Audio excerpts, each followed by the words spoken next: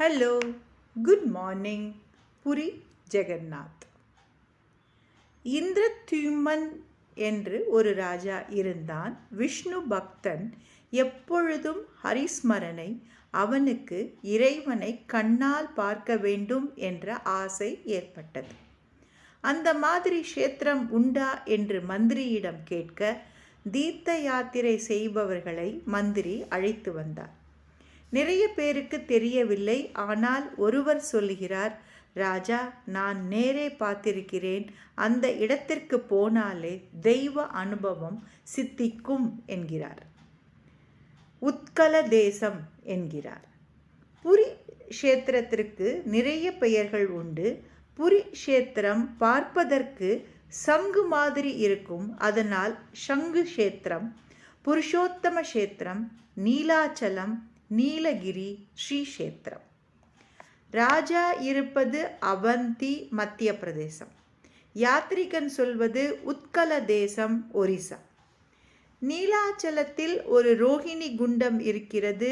ஒரு வட விருட்சம் இருக்கிறது. அங்கே பகவான் நீல மாதவனாக சங்கு சக்கர கதாபாணியாக காட்சி அளிக்கிறான். தேவர்கள் வந்து பூஜை பண்ணுகிறார்கள். நீ ஆசைப்படும் தெய்வம் அவன்தான் என்று யாத்ரீகன் சொல்லும் போதே ராஜா உள்பட அனைவருக்கும் அந்த அனுபவம் தங்களுக்கும் ஏற்பட வேண்டும் என்ற எண்ணம் தோன்றுகிறது.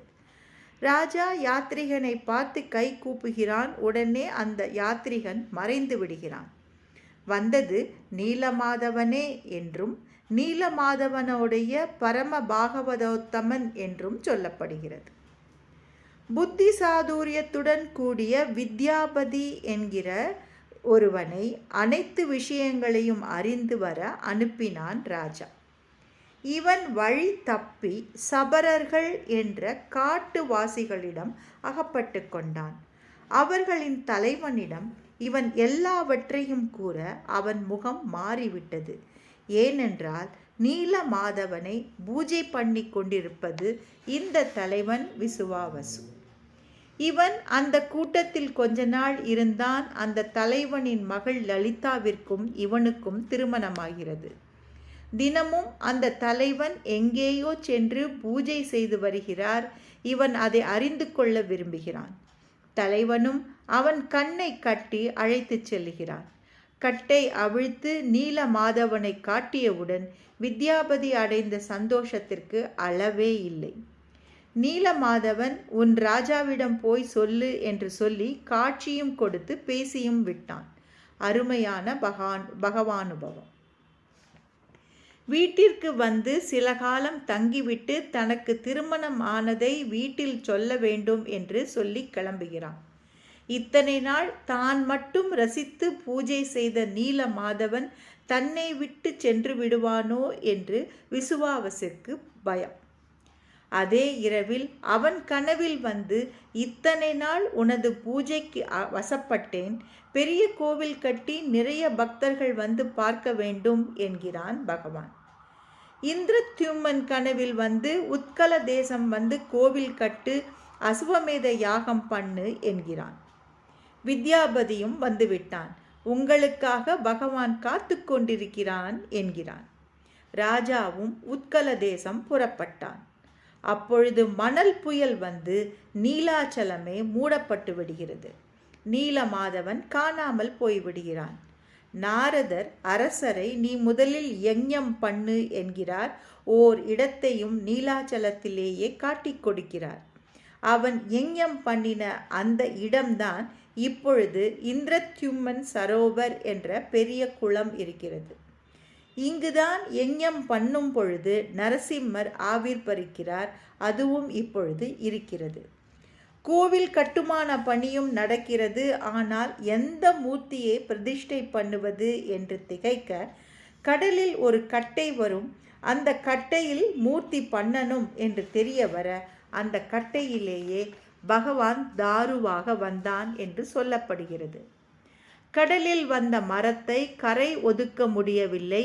இந்திரத்யும்மன், விஸ்வாவசு, வித்யாபதி மூவருமாக சேர்ந்து இழுக்க கட்டை கரை சேர்ந்தது. அந்த மரக்கட்டையில் இந்த மரத்தை எப்படி செதுக்குவது என்றே தெரியவில்லை. அப்பொழுது ஒருவர் வந்து, நான் செதுக்குகிறேன், யாரும் வந்து பார்க்கக்கூடாது, வெளியில் நாம சங்கீர்த்தனம் நடந்து கொண்டே இருக்கணும், ஆகாரம் எதுவும் வேண்டாம், 21 நாட்கள் தேவை என்று சொல்லி வேலையை ஆரம்பித்தார். சில நாட்களுக்கு பிறகு மரத்தை செதுக்கும் உளியின் சத்தம் கேட்கவில்லை. குண்டீச்சா இந்திரத்யுமன் மனைவிக்கு கவலை வந்துவிட்டது. செதுக்குபவரோ கொஞ்சம் வயதானவர், ஆகாரம் வேண்டாம் என்று சொல்லிவிட்டார், அவருக்கு எதுவானும் ஆயிருக்குமோ என்று ராஜாவிடம் சொன்னார். முதலில் மறுத்தாலும் பிறகு ராஜா கதவை திறந்து விட்டான். செதுக்குபவரோ விஸ்வகர்மா, அவர் அப்படியே மறைந்து விட்டார். பலராமன், சுபத்ரா, ஜெகநாதர் சிலை அப்படியே பாதியில் நிற்கிறது.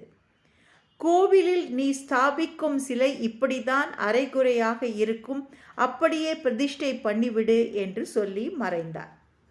குண்டிச்சா தேவிக்கு பகவான் தன்னால் தான் பூரணமாக இல்லை என்று வருத்தப்படுகிறாள்.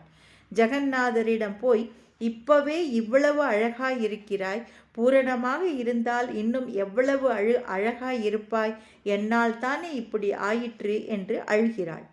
ஜெகநாதன் சொல்லுகிறான், உன் மீது எந்த தப்பும் இல்லை, இந்த ரூபத்தில் வரவேண்டும் என்று சங்கல்பம் பண்ணி கொண்டு வந்துள்ளேன், கவலைப்படாதே, வருஷா வருஷம் குண்டீச்சா பவனத்திற்கு நானே வருகிறேன் என்கிறான்.